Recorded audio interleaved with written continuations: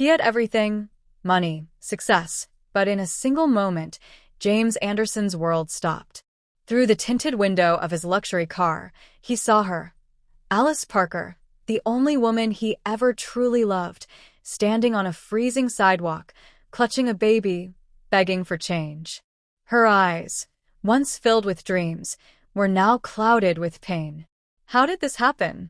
James could drive away, pretend he never saw her, or he could step out, face the path, and risk everything to change her future. What he did next was unbelievable. Hello, family. Welcome to Storytime by Ucheli. Please subscribe and leave a like for us. It means the world to us. Also, share this video with your friends and loved ones, and turn on post notifications so you don't miss future videos from us. Thank you. As you do so, sit back and relax as we dive into the story. The city moved like a living beast, its veins filled with honking taxis, hurried footsteps, and the distant hum of ambition. Fifth Avenue was no stranger to power. Men in sharp suits walked with purpose, their polished shoes striking the pavement in a rhythm dictated by wealth. It was here, amidst the towering steel and glass, that James Anderson sat in his black Mercedes-Benz, trapped at a red light, oblivious to the moment that was about to change everything.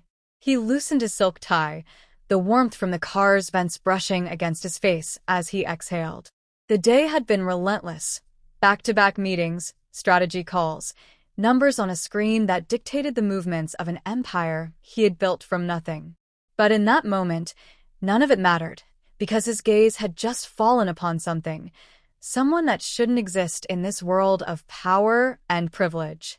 At first, it was nothing more than a casual glance through the window, the kind made out of boredom while waiting for the city to grant permission to move.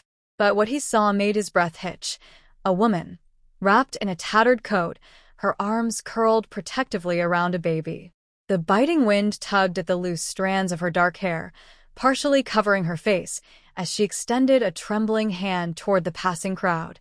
A paper cup, a silent plea, a life unraveling before his very eyes. Something about her pulled at him, an ache so unfamiliar that he barely recognized it. And then, as if time itself had rewound 20 years, she turned. Their eyes met. James felt the impact like a fist to his chest. Alice, the name echoed through the corridors of his mind, stirring memories long buried beneath layers of success and survival. Alice Parker, the girl who once owned his heart, the girl who whispered dreams beneath Bronx streetlights, the girl whose laughter had been the soundtrack of his youth. And now, here she was, a ghost from his past, begging on the streets of Manhattan. The light turned green. The city demanded motion, but James couldn't move. The past has a strange way of creeping in, slipping through the cracks of time when you least expect it. James Anderson had spent years outrunning it, burying old wounds beneath skyscrapers, multi-million-dollar deals, and the illusion of control. But in the span of a single heartbeat, everything he had built trembled beneath the weight of a memory: Alice Parker. The name curled around his thoughts like smoke, thick and suffocating. He could still hear her voice, if he let himself, soft, teasing, filled with a warmth he hadn't felt in years. He could still picture her as she was back then, 17, fierce and full of fire. The only girl who had ever made him believe in something more than survival. They had grown up in a world that demanded toughness, in a neighborhood where dreams were whispered cautiously, as if saying them too loudly might shatter them. But Alice, she never whispered. She spoke of the future like it was something she could hold in her hands, something she could mold into whatever shape she wanted. James, one day we're going to leave this place. Yeah, you'll be some genius businessman and I don't know, maybe I'll travel. Maybe I'll paint something big, something real. She had been so certain, and for a time he believed in her certainty more than he believed in himself. But certainty wasn't enough. Reality had a way of tearing through promises like paper. The scholarships, the acceptance letter to Stanford, his escape route appeared, and he took it. They had promised to make it work, but distance became an unspoken wedge. Time turned their connection into late-night calls that grew shorter, then stopped altogether. He had always told himself it was inevitable. that life had pulled them apart, that success demanded sacrifice. So why, after all these years, did seeing her now feel like a mistake he had never stopped making? The woman on the street wasn't the Alice he remembered. She was a faded version, a silhouette of someone who once burned too brightly to be ignored. And yet, despite the exhaustion in her eyes, despite the weight that pressed on her shoulders, she was still Alice, the girl who had owned his heart, and now she was here, and she was suffering. James gripped the leather armrest of his seat, his heartbeat loud in his ears. What had happened to her? What had life done to her? And, perhaps the more terrifying question, why did he still care this much? The world outside his car moved forward, pedestrians weaving through the crosswalk, taxis jolting into motion, the ever-present symphony of Manhattan's relentless pace. But inside the black Mercedes, time stood still. James Anderson couldn't move. His driver glanced at him through the rearview mirror. "We clear to go, sir." James didn't respond. His fingers hovered near the door handle, his pulse hammering against his ribs. Every logical instinct screamed at him to let it go. Keep driving, forget what he saw, move forward. That's what he did best, wasn't it? For years, James had made a career out of cutting away excess, discarding anything that slowed him down: sentimentality, distractions, regrets. It was the only way to survive in his world. Business didn't care about feelings. Feelings were a liability. And yet here he was, frozen in place, unable to take his eyes off the woman on the sidewalk. Alice, she hadn't noticed him yet. The baby in her arms stirred a soft whimper, lost in the noise of the city. The way she clutched the child, the way her shoulders curled inward as if shielding them both from an unseen threat, it did something to him. He had spent years believing their story was over, that life had made its choices for them. But if that were true, then why did his chest feel like it was caving in? His thoughts collided in rapid succession, a boardroom of competing voices fighting for dominance in his mind. What are you doing? This isn't your problem. She doesn't need you. She's just another person down on their luck. It happens every day. You don't owe her anything. But then there was the other voice, the one that had stayed buried for 20 years. Yes, you do. The light turned green. A horn blared behind them. His driver shifted impatiently. "Sir, James." James inhaled sharply, his fingers tightening into a fist. This was a mistake. Getting involved would complicate things. He had spent too long keeping his life in perfect order, and Alice was chaos. And yet, something about the way she stood there, so small against the towering city, so lost in a place where people only looked out for themselves, he couldn't ignore it. A decision had to be made. Keep driving or step out. Keep the past buried or face it head-on. James's pulse roared in his ears as he reached for the door handle, and then he stepped out.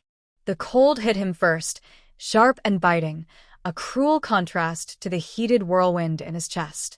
The city pulsed around him, indifferent to the moment unraveling before his eyes. James Anderson wasn't used to feeling small. He commanded boardrooms, controlled billion-dollar deals with a single decision, but standing there on the sidewalk, just a few feet away from Alice Parker, he felt unsteady. She hadn't seen him yet. Her head was down, shielding the baby from the wind. Her thin coat was barely enough to block the cold. Every few seconds, she lifted her gaze, not looking for him, just looking for hope, and it shattered something inside him. James took a breath, steadying himself. Then he spoke. "Alice." At first, it didn't register. Her shoulders barely flinched. His voice had been lost in the noise of passing cars, footsteps, the distant chatter of strangers. Then she turned, and in that instant, James was 17 again, the same face that had once been his whole world, except now it was different. There was no spark, no fire, just exhaustion, just survival. The girl who once dared to dream had been replaced by a woman who had learned the price of believing in something better. Her lips parted slightly, but no words came.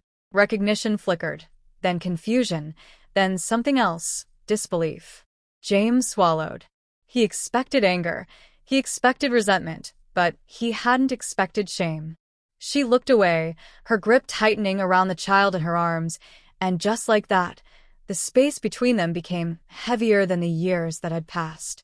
He took a step closer. "Alice, it's me."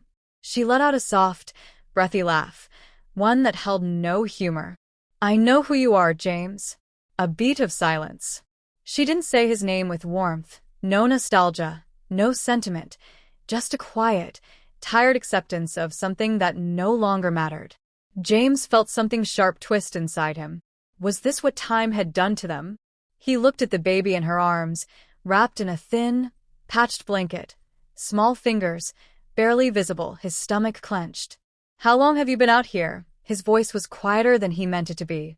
Alice shifted her arms, tightening protectively around the baby. She let out a slow breath, her posture bracing for whatever came next, and then she said the three words that sent a cold blade straight through him. "Too damn long." The wind whipped down Fifth Avenue, sending icy tendrils through the towering buildings, curling around James's expensive coat like unseen fingers, but he barely felt it. His entire focus was on the woman in front of him, the woman he had once known better than anyone, now standing before him like a hope of the past. Alice Parker. She stood stiffly, her body curled around the baby in her arms, as if shielding the child from something far worse than the cold. Her expression was readable, something between exhaustion and quiet defiance. The silence between them stretched thick and unyielding before she finally exhaled, the sound barely audible above the city noise. "You shouldn't be here," she said. Her voice was different. The warmth he remembered was buried beneath layers of something heavier. James's chest tightened. "Neither should you." A flicker of something crossed her face. Anger, hurt. He couldn't tell. She turned her head slightly, as if debating whether to walk away. Instead, she let out a humorless laugh. "Still blunt, huh?" He almost smiled, but there was nothing amusing about this. "Alice." He started, his voice softer now. "What happened?" For a moment, it looked like she might answer. Her lips parted slightly, her eyes flickering with something raw and unguarded. Then, just as quickly, the walls went up. She shook her head. "It doesn't matter." "It does to me," she scoffed. Shifting the baby slightly in her arms, the tiny child stirred, making a soft, whimpering sound that sent a fresh wave of urgency through James's chest. Alice saw the way his gaze dropped to the baby. Her grip tightened instinctively, protective, wary, a mother who had been forced to fight. "You don't have to do this," she said, her voice quieter now, edged with something he couldn't quite name. "Do what? Pretend you care?" The words hit harder than they should have. Pretend. Did she really think he was capable of that? James exhaled sharply. "I'm not pretending, Alice." He met her gaze, unwavering. "Talk to me, please." She hesitated. He could see the battle happening behind her eyes, a fight between trust and survival. Finally, after what felt like an eternity, she sighed, looking away. "I thought I had everything figured out," she said, her voice barely above a whisper. "I really did." James stayed silent, giving her space to continue. "I was doing okay," she went on, "not rich, not powerful, but okay. I had a job, a life. I wasn't struggling like this." Her eyes flickered downward, her fingers tightening around the baby's blanket, then she swallowed, shaking her head. Things went bad fast. James clenched his jaw. "What kind of bad could reduce someone like you to this?" he asked. She took a shaky breath. "I trusted the wrong person." A cold, sinking feeling settled in his stomach. "Alice." She forced a bitter smile, but it didn't reach her eyes. "I won't bore you with the details. You don't need to hear all that I do." His voice was firm, but not unkind. She looked at him, then really looked at him, as if searching for something. And for the first time in their conversation, her voice cracked. "I lost everything." "James." Something sharp twisted inside his chest. She shook her head quickly, as if she didn't want pity. "I tried to fight back, I swear, but when you have nothing, when the world turns its back on you, there's only so much you can do." She gave a dry laugh. "Turns out, people only care when you have something to offer." James's stomach clenched at her words. "I had no money, no home, no one to turn to." She looked down at the baby in her arms, and then there was him. James's eyes dropped to the baby, his mind racing with silent questions. Who was the father? Where was he? Why wasn't he here helping you? Alice, he said carefully. Who? Don't ask. Her voice was sharp, immediate, a wound not ready to be touched. She hesitated, then nodded. Not now, but soon. Instead, he did the only thing that felt right. He reached into his coat pocket and pulled out his wallet. Without hesitation, he grabbed a thick stack of cash, more than enough to get her off the streets, at least for a little while. Alice's eyes darted to the money, then back to his face, and then she laughed. It wasn't the kind of laugh he remembered from their past. This one was cold, bitter. You think that fixes this? He asked, taking a step back. You think money is the answer to everything, don't you, James? She shot back. James's jaw tightened. I'm trying to help. No, you're trying to throw money at the problem and hope it goes away, she retorted. That's what rich people do, right? The word stung, not because it was unfair, but because it was true. James exhaled slowly, lowering the money. Fine, he said. Then tell me what you need. Alice stared at him for a long moment, then finally she whispered, I need a way out. James Anderson had made a name for himself by solving impossible problems. He built his tech empire from the ground up, made deals that seemed untouchable, and pulled himself out of the Bronx with nothing but ambition and sheer willpower. But standing here, face to face with Alice Parker, he felt something he hadn't felt in years. Helpless. Her words, I need a way out, echoed in his mind, refusing to settle. It wasn't just the words themselves, it was the way she said them. She wasn't just asking for help. She was asking for a lifeline. James inhaled deeply, then exhaled, steadying himself against the weight of the moment. Come with me, he said finally, his voice firm. Alice's lips parted slightly in surprise, but just as quickly her expression hardened. James, no, she frowned. Why not? She shifted the baby slightly in her arms, tucking the blanket closer around his tiny face. 'Cause that's not how this works, she said. You don't just pick someone up off the street and fix their life overnight. James arched a brow. You just told me you needed a way out. Her jaw clenched. Yeah, but not like this. Alice, he sighed, rubbing his temple. Look around. You're standing out here in the freezing cold, begging strangers for loose change. How much worse does it have to get before you let someone help you? She flinched just slightly, but James saw it. She wasn't rejecting help. She was rejecting him, not because she hated him, but because she didn't trust that this was real. How many times had life let her down? How many promises had been broken before they even had the chance to be kept? Alice, he said again, softer this time, I'm not offering you charity.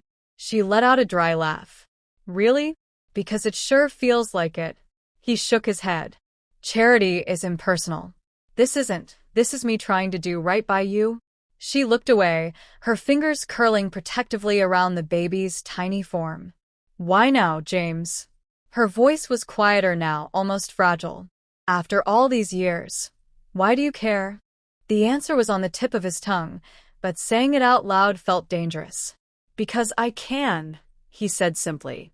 She scoffed, shaking her head. You think money is the answer to everything, don't you? James exhaled sharply.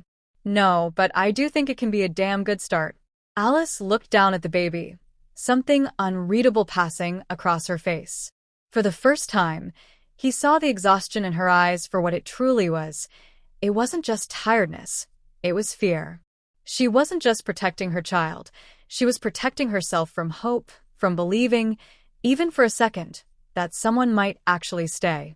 The weight of the moment pressing down on him, he said carefully, choosing his words, is this: you don't have to trust me.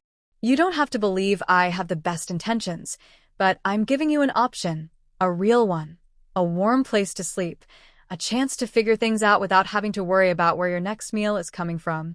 Alice hesitated. James saw the flicker of hesitation in her eyes, the way her fingers twitched slightly against the baby's blanket. Then, just as quickly, her expression hardened again, and then she asked, I stay with you for a few nights, and then what? You get bored of playing hero. You walk away when it gets too complicated? James's jaw tightened. That's not who I am. She let out another humorless laugh. You sure? Because last I checked, that's exactly what happened. His breath caught in his throat. She wasn't wrong. He had left, not in a cruel way, not with intention, but he had left nonetheless. He had walked away from their promises, from their late-night conversations about a future they thought they'd build together. He had let life carry him forward while she had been left behind to fend for herself. Now here she was, standing before him. Proof that the past never truly lets go. James swallowed hard. You're right, he admitted. I left before, and I can't change that. Alice's expression faltered slightly, as if she hadn't expected him to agree. But I can change what happens now, he continued. I can be here right now if you let me. The silence that followed was suffocating. James could see it. The war in her mind. A lifetime of disappointment battling against the fragile hope she didn't want to acknowledge. Then, slowly, she exhaled. I don't want your pity. James, it's not pity, he said. It's a second chance. After a long pause, finally, she nodded. It was small, barely there, but it was enough. James didn't say anything else. He just reached for his phone and dialed his driver. Pick us up, he said, his eyes never leaving Alice's. And for the first time that night, she didn't look away. The air inside the penthouse was warm, almost too warm, a stark contrast to the biting cold they had left behind. The moment James stepped through the door, he saw Alice hesitate, her fingers tightening around the baby as she took in the surroundings. Marble floors, floor-to-ceiling windows overlooking Manhattan, furniture that probably cost more than she had seen in years. She didn't say anything, but he could see it in her eyes. The unease, the sharp contrast between where she had been and where she was now. You can sit down, James said, trying to keep his voice casual. He slipped off his coat and tossed it onto a nearby chair. I'll have someone bring you some food. Maybe some... I'm not your guest, James. Her voice stopped him in his tracks. She was standing just inside the doorway, still holding the baby close, her shoulders tense as if she were ready to bolt at any moment. I'm not here to play house, she continued. I just need a place to think. James exhaled slowly. And that's exactly what this is. She studied him for a moment, searching his face for something. Doubt flickered in her eyes, but there was exhaustion too, a bone-deep kind of weariness that didn't just come from a lack of sleep, but from life itself. James stepped closer, keeping his movements slow, deliberate. Alice, he said softly, when was the last time you slept in a real bed? When was the last time you ate a full meal or felt safe?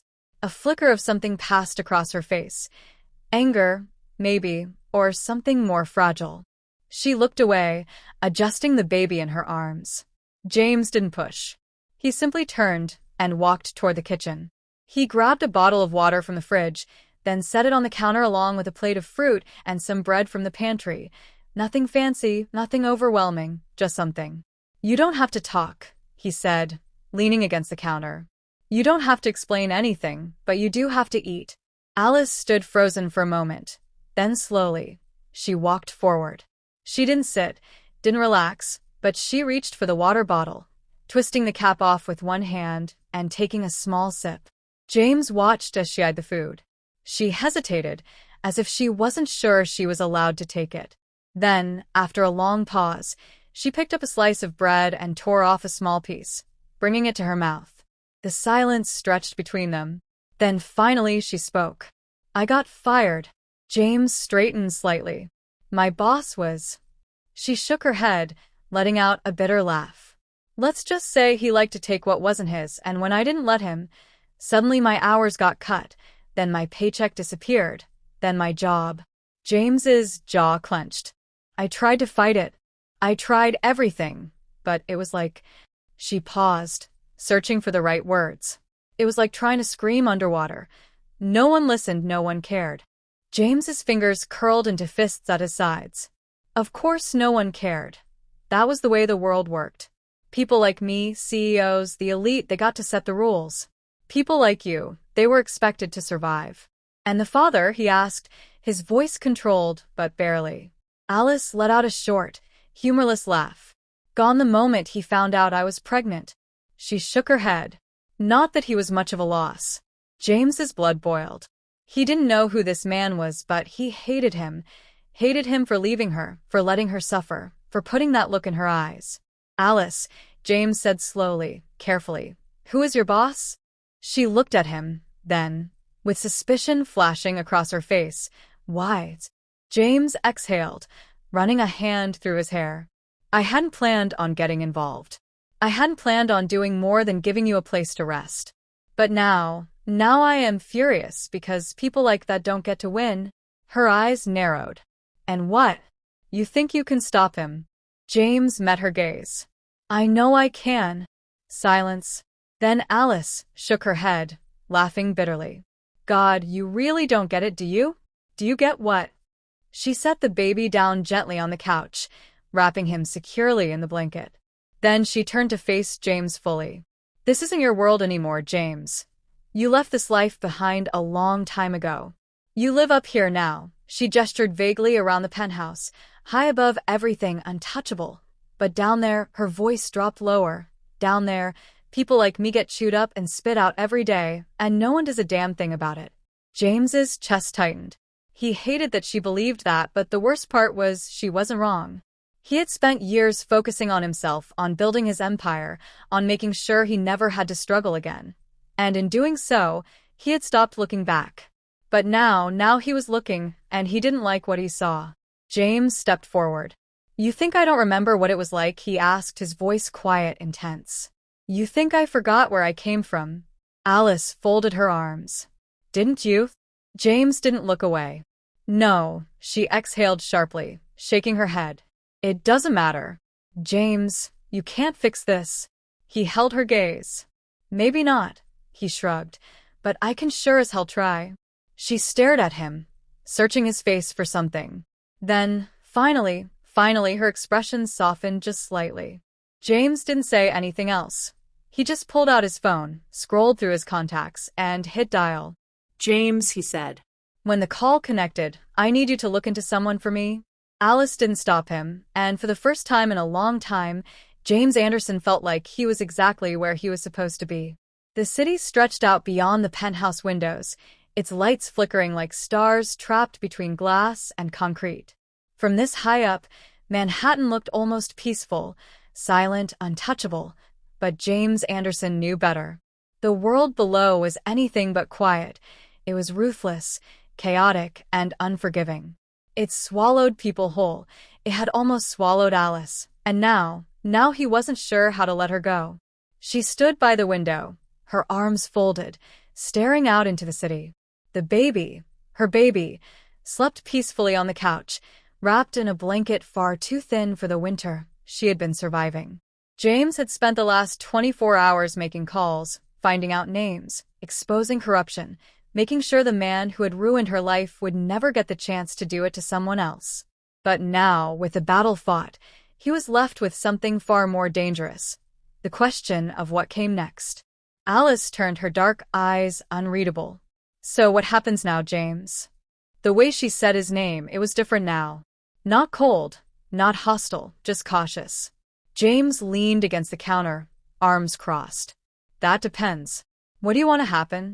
She let out a short, humorless laugh. You always do that, do what? Turn things back on me. She shook her head. You always made me answer my own questions. James smirked. That's because you always had the answers. Alice's lips pressed into a thin line. Not anymore. The honesty in her voice hit him harder than he expected. For years, she had been the girl who always had a plan, who always knew what she wanted, even when life tried to take it from her. But now she was standing on the edge of something new, something uncertain, and for the first time, James realized just how much she had lost. His voice softened. You don't have to figure it all out tonight, Alice. She exhaled, shaking her head. I don't have time. I have a baby, James. I have to figure things out for him. She looked over at the sleeping child, her expression unreadable. I don't get to make mistakes. James studied her. The way her fingers clenched, the way her breathing quickened just slightly, the weight of it all pressing down on her. He understood responsibility. He understood pressure, but he didn't understand what it was like to carry it alone. And that was something he wasn't willing to let her do. "Alice," he said carefully, "what if you didn't have to do it alone?" She froze for a second, then her shoulders squared. "James, don't, I mean it." He cut in. "You and the baby, you don't have to leave. Stay as long as you need, until you find a job, until you figure things out. No conditions, no expectations. Just stay." Alice stared at him. "And what? I just move into your penthouse and live happily ever afters?" James sighed. "I'm not asking you to marry me." Alice smirked just barely. "Good, because that would be a hell of a proposal." He chuckled. The tension between them softened just a little. But then she took a step closer, her expression turned serious again. "James," she said quietly, "why are you really doing this?" He didn't answer right away. How could he? How could he put into words everything that had been building inside him since the moment he saw her on that sidewalk? The guilt, the regret, the undeniable, inescapable fact that he had never stopped caring. But instead of saying all of that, he did something he hadn't done in years. He told her the truth. "Because it's you," he said simply, "and it's always been you." Alice inhaled sharply. Just a breath, just a second, but James saw it. He saw the way her fingers twitched at her sides, the way her lips parted slightly like she wanted to say something but didn't trust herself to. She took another breath, then finally, she looked him in the eyes, and for the first time in a long, long time, James Anderson saw hope. We have come to the end of this story. Thank you for watching. I hope you enjoyed the story. Do not forget to turn on your notifications for my next video.